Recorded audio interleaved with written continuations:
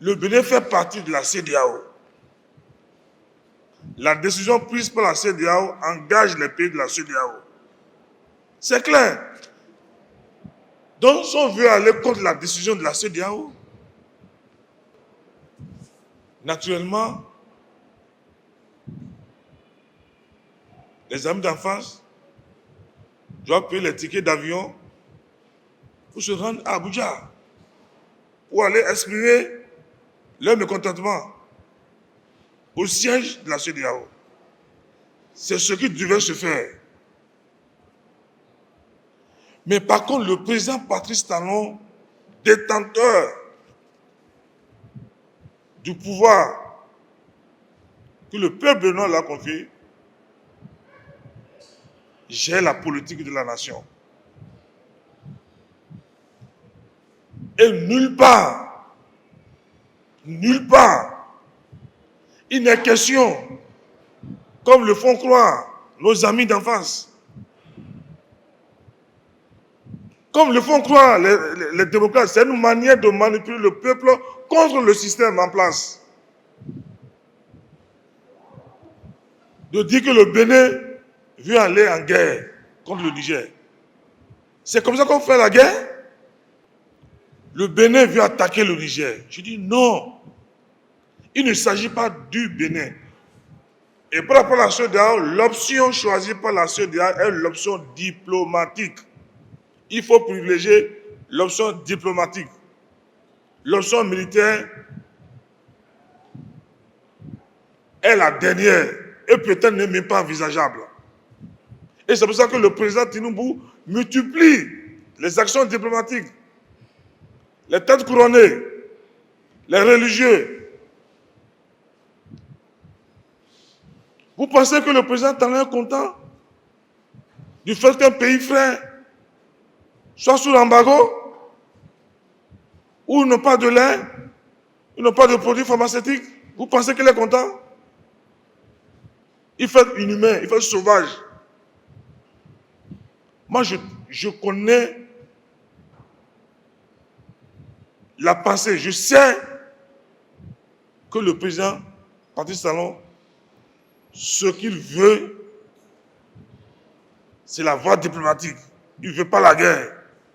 Même au sein de la CEDEAO, il ne veut pas la guerre. Donc on cesse de manipuler l'opinion publique. Pourquoi chaque fois, c'est à Parakou qu'il faut venir faire de sales besogne? Si les démocrates veulent marcher, nous avons choisi Cotonou, mais ailleurs, ils ont fait les marches. Parakou veut la paix. Parakou veut son développement. Parakou veut voir l'asphaltage démarrer. Parakou veut être au même niveau de développement comme Cotonou. Je leur demande de marcher pour ça, d'œuvrer pour ça. Surtout quand on a occupé des postes de responsabilité au plus haut sommet de l'État, il y a les pagailles qu'on ne fait plus. Je le dis, les gens comprendront un jour que Banamassi dit la vérité, qu'ils sont en train de manipuler le peuple. C'est celui qui a la farine, qui a la pâte. Quand je le disais, rien pensait que c'est un vieux mot. Donc, j'attends que les amis d'en face me démontrent que ce n'est pas le président Talon qui a la clé du développement du Bénin. J'attends. Et qu'on fasse un débat. Si le président Talon décide de mettre une région du pays en embargo, il va le faire. Parce que c'est lui le président. Nous sommes dans un régime présidentiel.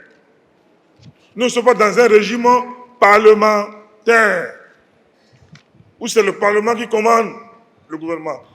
Ici, le régime présidentiel est trop fort. La Constitution donne trop de force au président de la République. Et c'est ça que moi j'ai compris très tôt. Et je disais, je ne veux pas engager la population de Parakou dans l'opposition. Les gens vont comprendre un jour. Ça peut me coûter tout ce que ça va coûter. Il n'y a pas de problème. Je l'assume. que seul le président de la République peut décider de transformer une région.